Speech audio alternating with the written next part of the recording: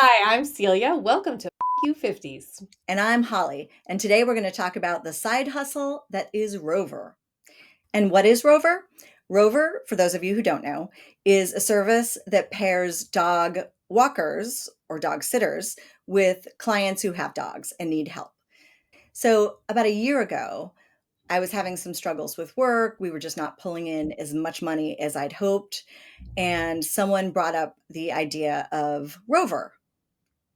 Actually, Celia, was that you? It sure was. Give credit where credit is due. Thank you. Celia told me about Rover. And I work from home. I have a dog, but he's a super easy, friendly dog. And I was like, all right, I'm going to try this because it seemed kind of like passive income. Like, if another dog is here, is that going to really disrupt my life? Probably not.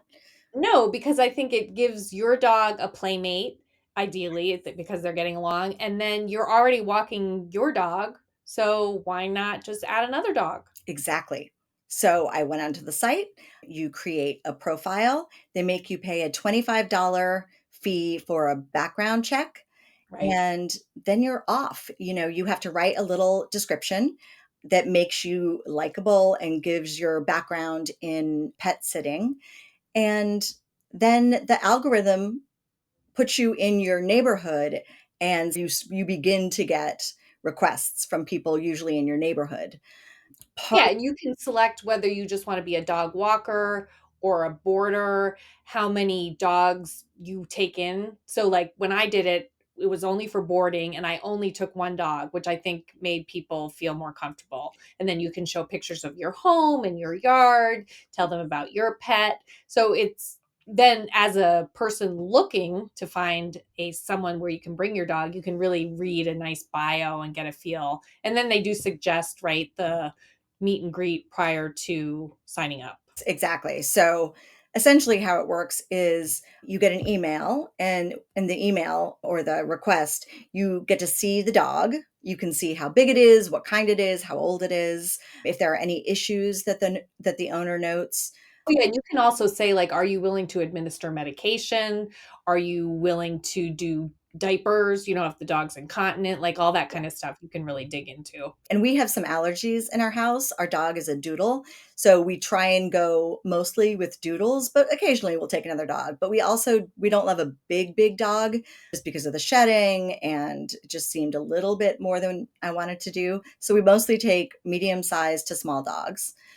One of the things you want to do is compare your profile to that of other profiles in your neighborhood or in your surrounding area to know if you're priced competitively, because you need the dog walking rate. You need the Some people go into houses and pet sit there, so there's that rate. And then there's boarding in your house, and there's that rate. What is the rate that you board for? So I think where I live is really highly competitive. I get $70 a night to board. And Okay. I mean, I think that's a pretty good amount. I was just watching a Rover reviewer who was saying that they get $30 a night in their neighborhood, and they felt like that was really good. So it Yeah. really is going to fluctuate depending on where you are and the demand.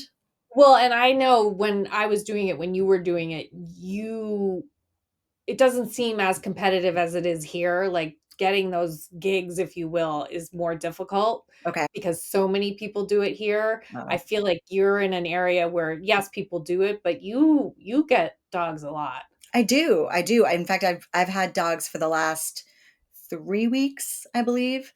And I only do one dog at a time. And there's the benefit of them playing with your animal.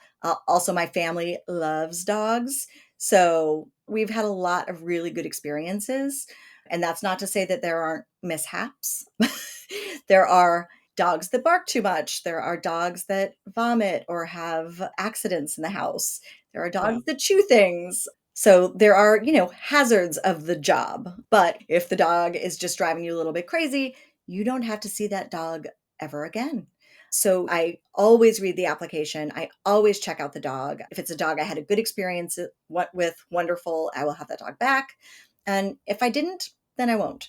And I won't. doesn't Rover offer, like, 24/7 vet? There's a They do. hotline. So Rover Yeah, likes to keep you separate from your clients by they sort of automatically generate a phone number that is between you and the client. And then there's a hotline for Rover if there are any emergencies.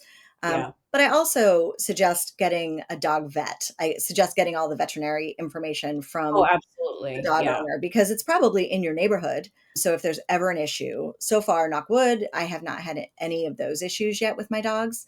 Owners love pictures, so you send pictures to them. You can do all of that through Rover too. It's a great service. It really is. It really is. And to your point about the pictures, I actually just learned that the algorithm, it really likes it if you're posting pictures, especially Yeah. pictures just even 1 or 2 a day for the owner. They love that. And the owners have always said, "Oh my gosh, thank you so much. I love to see my dog and how he or she is doing every day." And me as a dog owner, I know what that's like. That's Oh, what I yes, because 'cause want. you're worried about your pet when you're on vacation. Exactly. If you need extra money Yeah. and you're already a pet lover, it's a no-brainer. You can really bring in a fair amount of money if you're willing. And I mean, if you're willing to do more than one dog, all the better, although I guess some dog owners don't love that. Yeah, I think most dog owners probably want just their dog there. Yeah. That's how I would be, but Yeah, yeah. and the meet and greet up front, I think is really important to give you a sense. We once had a dog who came over and he would only stand on carpet, and our floors are mostly hardwood. So he would literally just sit on the carpet Aw. the whole time. These meet and greets, especially in your own home, if they're gonna be staying in your home, is really, really important. So, Yeah, and then if things go well, you basically build your, like, client base. you do. I mean, you really could probably do fairly well if you made it your full-time gig. Oh, yeah, Uh, I absolutely think so. If I was to wanna do that full time and if my family was okay with it, for sure. if they helped at all, 'cause my family doesn't help Might with help a that. little bit. They really help with the loving. They love to love the dogs. Okay, well, loving is important. So there's that. Yeah. It's the feeding and walking and Yeah, poop and, that's the yeah. job. Yeah, well, yes, and if we think of any other side hustles, we will talk about it, but this is definitely the best one that I've come across. Absolutely. Highly recommend. So, thanks for watching. Thanks, bye, Holly. Bye.